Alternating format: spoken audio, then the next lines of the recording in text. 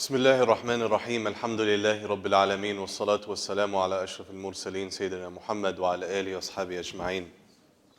Continue with our thematic reflections on the Quran, and as the surahs draw smaller, we'll cover a few more per day. So we find ourselves at surah number 32, which is Surah as-Sajdah, the prostration. And it's a short surah. The Prophet ﷺ used to recite it on Fridays at the Fajr prayer. And among other themes, Surah as-Sajdah talks about humility and reverence before Allah subhanahu wa ta'ala. It speaks about Allah's power over the universe and His dominion and His ownership of all things. And it speaks about how ultimately all people are brought in submission and reverence before Allah subhanahu wa ta'ala. It speaks about the criminals and wrongdoers, that on the day of judgment, no one can repel Allah subhanahu wa ta'ala's power. So they are also brought low and submitting to Allah subhanahu wa ta'ala. But then it speaks about a group, which the surah is named after this act, the group that willingly submit in this life. And in a beautiful set of 3 verses, Allah subhanahu wa ta'ala says in translation, "Indeed, those that truly believe in our ayat, in our signs, are those that when they are reminded of it, they fall in sajdah, they fall in prostration." And continuing to the next verse, Allah subhanahu wa ta'ala continues mentioning a special mark of these people, and that is the night prayer. Allah speaks about how their sides draw away. They were laying on their sides asleep, and they draw away from the places of rest, from the beds, out of desire to call upon their Lord, out of fear and out of desire to increase from His bounty. And they give from the good that Allah has given them. So Allah subhanahu wa ta'ala continues in the following verse, "So no one can imagine what Allah has left in store for reward from these people as a recompense for the good that they used to do." Allah does not describe His reward specifically in this ayah. He says, no one can imagine what Allah subhanahu wa ta'ala has left behind. So really, a quick reminder for Ramadan. Number one of the things that happens in Ramadan is you're forced to face your own spiritual potential, right?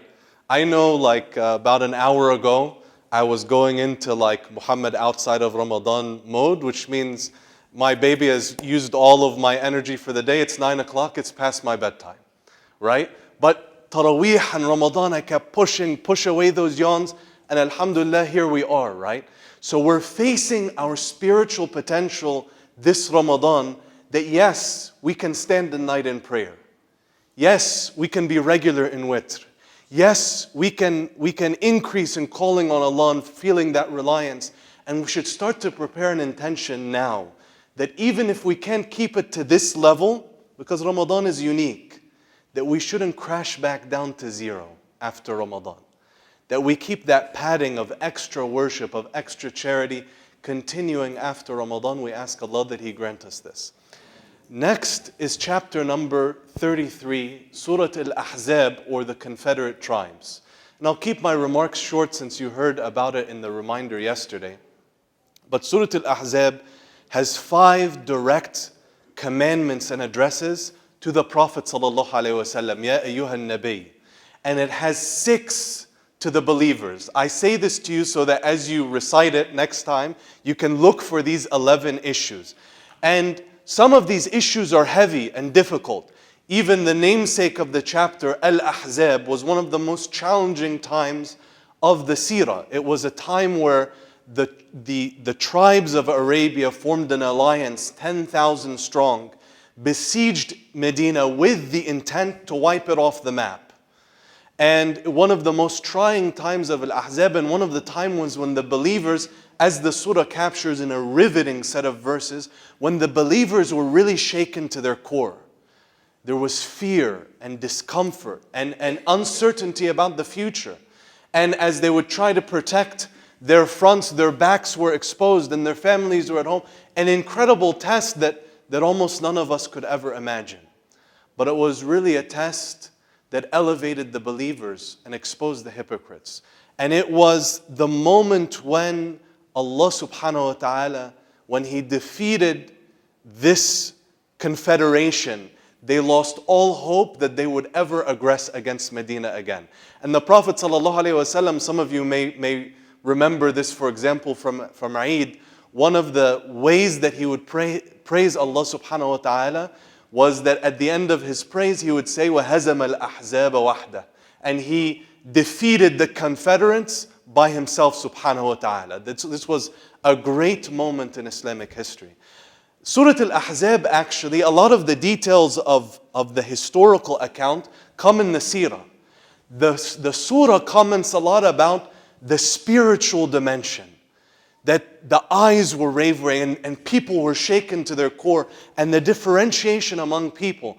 And by the way, the other issues mentioned in the chapter, the issue of al-hijab, the issue of adoption of children, the issue of the marriage of the Prophet ﷺ to the divorcee, our mother Zainab bint Jahsh, of his adopted son Zayd ibn Haritha, which was very unusual and akin to incest in the tradition of the Arabs. So it was very difficult for our Prophet ﷺ. So many of these issues are heavy issues, issues where the obedience of Allah subhanahu wa ta'ala may come against what the soul feels inclined to, or what is convenient, or what is easy, or what is right in front of you. So the surah really challenges us to submit and obey Allah even on these issues. Remember, my brothers and sisters, don't think that the Quran is coming asking you to shut off your mind. We're 22, 23 juz into the Quran now. These are the surahs we're listening in. The Quran has been putting forward arguments and challenging your heart and your mind and your body. It's addressing your whole soul. But now Surah al-Ahzab comes with things that we might find difficult, right? Any of these issues that I've mentioned and other issues challenged in al-Ahzab. So really Surah al-Ahzab challenges us that when you accept Allah subhanahu wa ta'ala, and when you recognize He is who He is, and it comes with a commandment that is difficult or inconvenient or takes extra sacrifice, do we stop submitting because it's inconvenient?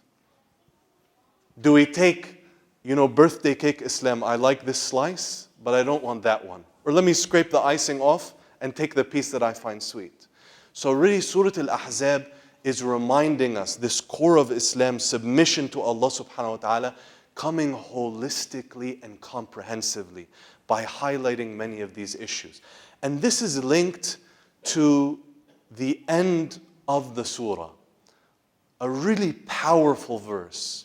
Allah subhanahu wa ta'ala says, إِنَّا عَرَضْنَا الْأَمَانَةَ عَلَى السَّمَاوَاتِ وَالْأَرْضِ وَالْجِبَالِ فَأَبَيْنَ أَن يَحْمِلْنَهَا وَأَشْفَقْنَ مِنْهَا وَحَمَلَهَا الْإِنسَانُ إِنَّهُ كَانَ ظَلُومًا جَهُولًا.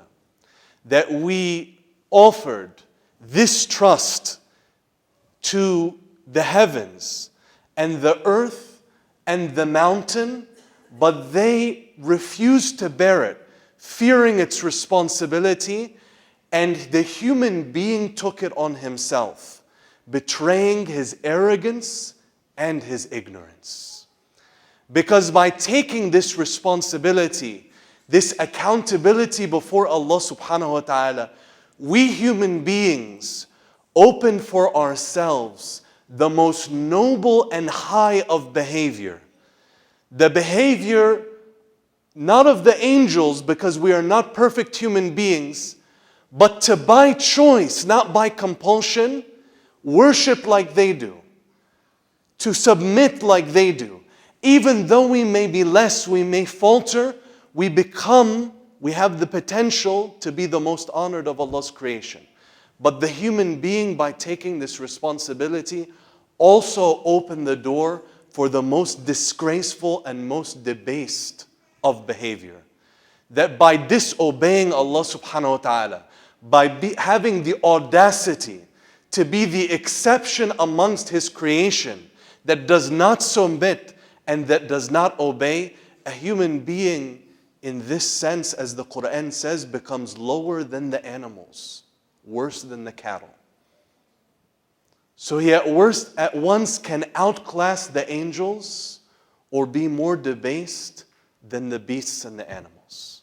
So the surah really talks about the enormity and the magnitude of this responsibility before Allah subhanahu wa ta'ala. We ask Allah to forgive us our shortcomings and make us firm and steadfast. Finally, we come to surah number 34, Surah Saba, translated as Sheba. Surah Saba bears a lot of resemblance to chapter number 25, Surah Al-Furqan, which we discussed earlier. Surah Saba also places some of the challenges and responses to these challenges, particularly the challenges against the hereafter, resurrection, and accountability before Allah subhanahu wa ta'ala. And the manner of debate and argument in the surah is incredibly refined and incredibly intriguing. And I want to highlight in the chapter that Allah subhanahu wa ta'ala speaks a little bit about material wealth and about His blessings in this world. And we as human beings, we often attribute material wealth to those that Allah has favored, and poverty to those that Allah has debased. And of course the Quran stands against this. Allah tests with poverty and with constriction and with sickness and with hardship, but He also tests with riches and with ease and with expanse.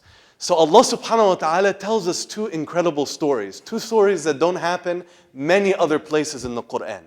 They are two stories of people that Allah gives plenty to.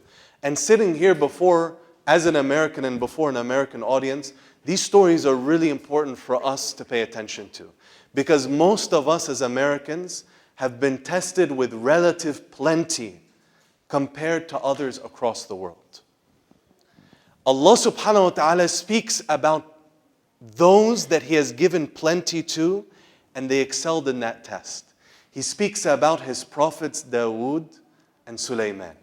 And some of us have this comic book picture of the righteous, that they're clueless about this world and they're not successful and they don't know how to run businesses. So Allah challenges this notion. He speaks about His prophet Dawood, who had two great worldly gifts.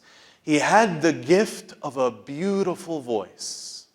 And he used this voice to praise Allah subhanahu wa ta'ala until he captured the attention of the birds and the mountains and the natural creation that would praise Allah subhanahu wa ta'ala with him.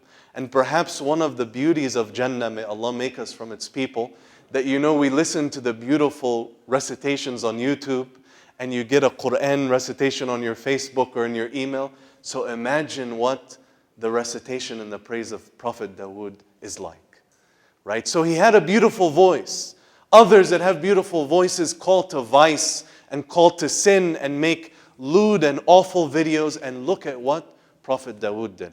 He also was given by Allah the ability to be a smith, to shape metal and to make armaments and armor and other wares for military application and for what we would call civilian wares. So he had these abilities, and he and Sulaiman were both prophets and kings. And their wealth did not draw them away from Allah subhanahu wa ta'ala. But then Allah spoke about the kingdom of Sheba, the kingdom of Saba, and spoke about their gardens and the lush bounty and extensive things that Allah subhanahu wa ta'ala gave them, but that these were not a source of thankfulness to Allah subhanahu wa ta'ala. So Allah replaced them with poverty and constriction and hardship. And Allah subhanahu wa ta'ala reprimands at the end of this. He comments applicable to all of us, that thus do we recompense the ungrateful. And does Allah reprimand or recompense in this way anyone except for the wickedly ungrateful?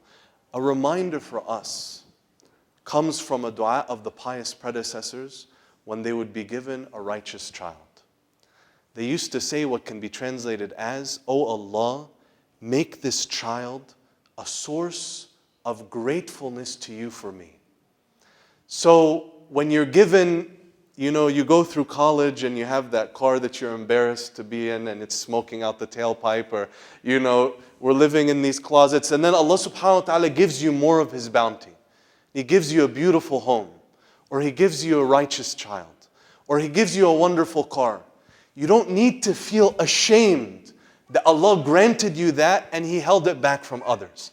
But ask Allah when you're happy with this bounty, oh Allah, make this car, make this home, make this child, make whatever Allah gives you, make this a source of eternal gratitude to you, Ya Allah.